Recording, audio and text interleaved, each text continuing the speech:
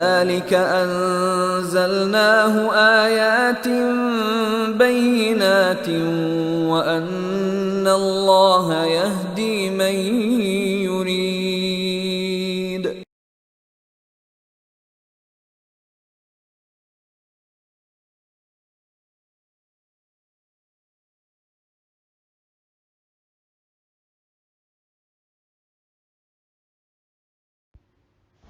السلام علیکم ورحمۃ اللہ وبرکاتہ۔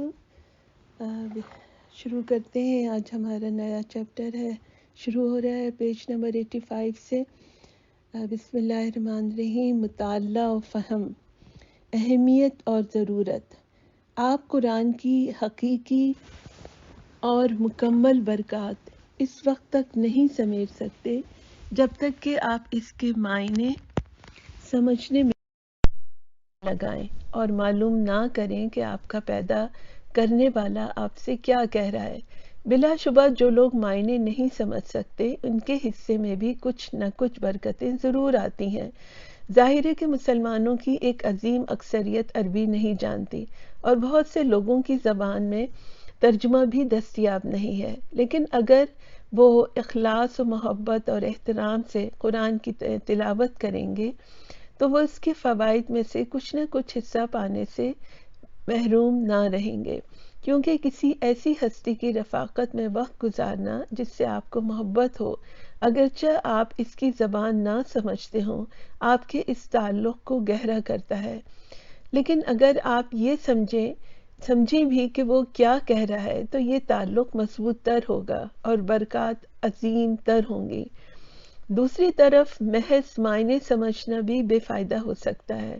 بہت سے لوگوں نے رسول اللہ صلی اللہ علیہ وسلم کی اپنی زبان سے قرآن سنا، وہ اس کا ہر لفظ سمجھتے تھے، پھر بھی مزید گمراہ ہوئے لاکھوں لوگ ہیں جن کی زبان عربی ہے، وہ قرآن کا ہر لفظ سمجھتے ہیں لیکن اس کا ان کی زندگیوں پر کوئی اثر نہیں ہے۔ بے شمار مسلمان اور غیر مسلم اسکالر قرآن کے مطالعے میں زندگیاں صرف کر دیتے ہیں۔ ان کے مطالعے میں کوئی نقص مشکل ہی سے نکالا جا سکتا ہے، لیکن وہ قرآن کے حقیقی لمس سے محروم رہتے ہیں۔ لیکن اس کے باوجود آپ کے لیے قرآن سمجھنے کی کوشش میں لگ جانے کی اشد ضرورت باقی رہتی ہے۔ قرآن ایک ہدایت، ذکر، تنبیہ اور شفا کے طور پر آیا ہے۔ یہ صرف ثواب کمانے کے لیے نہیں ہے۔ نہ صرف یہ ایک قابل احترام قدیم شے، مقدس زہر یا کتاب اسم ہے، بلکہ یہ تو اس لیے آیا ہے کہ آپ کے اندر انقلابی تبدیلی لے آئے اور ایک نئی زندگی کی طرف آپ کی رہنمائی کرے۔ قرآن کو سمجھنا اس نئی زندگی کو پانے کی یقینی ضمانت نہیں ہے، لیکن اس کے بغیر قرآن کے حقیقی مقصد کے حصول اور انسانیت کو اس کی طرف دعوت دینے کا کام بے انتہا مشکل رہے گا۔ ذاتی مطالعہ۔ ہم اپنے طور پر خود قرآن کا مطالعہ اور اس کے معنی پر غور و فکر کیوں کریں؟ کیا یہ کافی نہیں کہ ہم کسی عالم سے اس کی تلاوت اور تفسیر سن لیں؟ یقیناً یہ کافی نہیں ہے، گو یہ بھی ضروری ہے۔ ایک نہایت اہم اور خاص وجہ سے آپ کو اپنی سی پوری کوشش کرنا چاہیے کہ قرآن جو کچھ کہتا ہے وہ آپ معلوم کریں اور اس میں جذب ہو جائیں۔ قرآن محض معلومات کی یا یہ کرو وہ نہ کرو کے احکامات کا مجموعہ نہیں ہے۔ قرآن آپ کو صرف یہی نہیں بتاتا کہ خدا ہے اور وہ آپ سے کیا چاہتا ہے، بلکہ وہ تو یہ چاہتا ہے کہ آپ کی شخصیت کو اپنی گرفت میں لے، آپ کو نئی زندگی سے آشنا کرے اور اللہ سے آپ کا ہمہ گیر تعلق قائم کر دے۔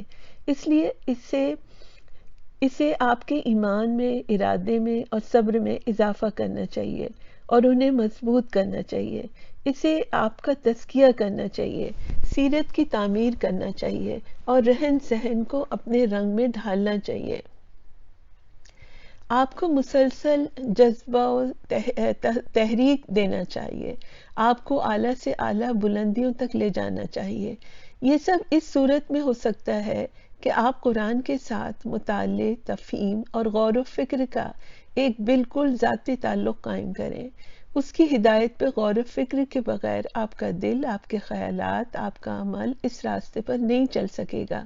ان ہدایات پہ غور و فکر اور تدبر میں ڈوبے بغیر آپ اسے جذب نہیں کر سکتے، نہ یہ آپ کی زندگی پر اثر انداز ہو سکتا ہے۔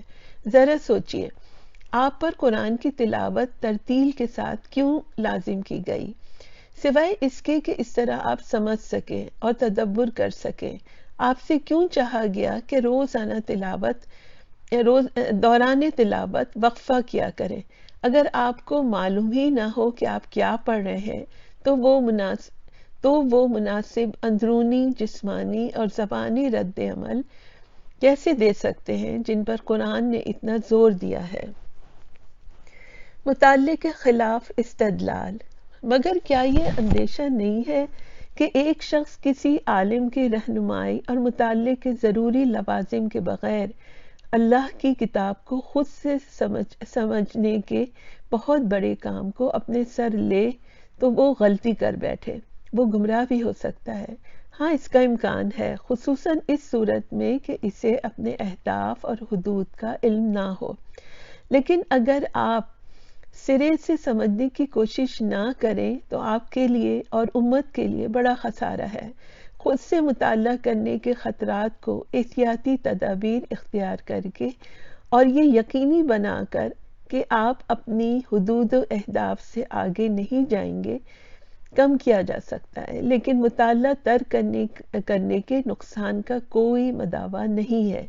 کچھ لوگوں کا استدلال ہے کہ قرآن کے معنی خود سے سمجھنے کی کوشش کرنا رسول اللہ کے اس واضح ارشاد کے خلاف نہیں ہے، جو قرآن کی تفسیر اپنی رائے سے کرے جہنم میں اپنا مقام بنا لے۔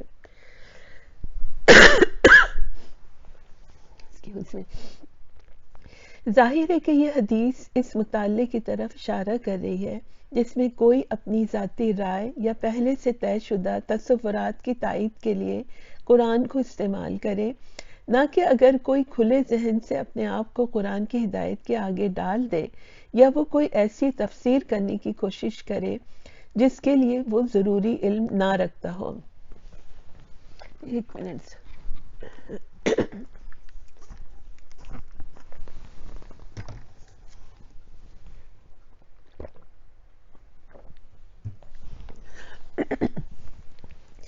دوسری صورت میں جیسا کہ امام غزالی با اصرار کہتے ہیں کہ رسول اللہ نے اپنے صحابہ کو تاکید نہ کی ہوتی کہ قرآن کا مطلب سمجھنے میں خود کو لگائیں، اور نہ انہوں نے ایسا کیا ہوتا جیسا کہ انہوں نے کیا، نہ انہوں نے ان مطالب کو بیان کیا ہوتا جو آپ سے نہیں سنے تھے جیسا کہ انہوں نے بیان کیا، نہ ان کی تفاسیر میں وہ اختلاف ہوئے ہوتے جو کہ ہوئے۔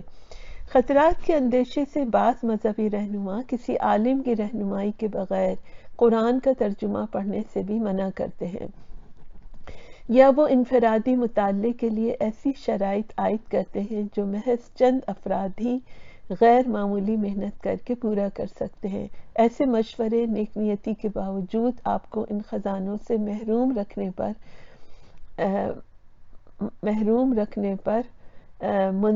منتج ہوتے ہیں۔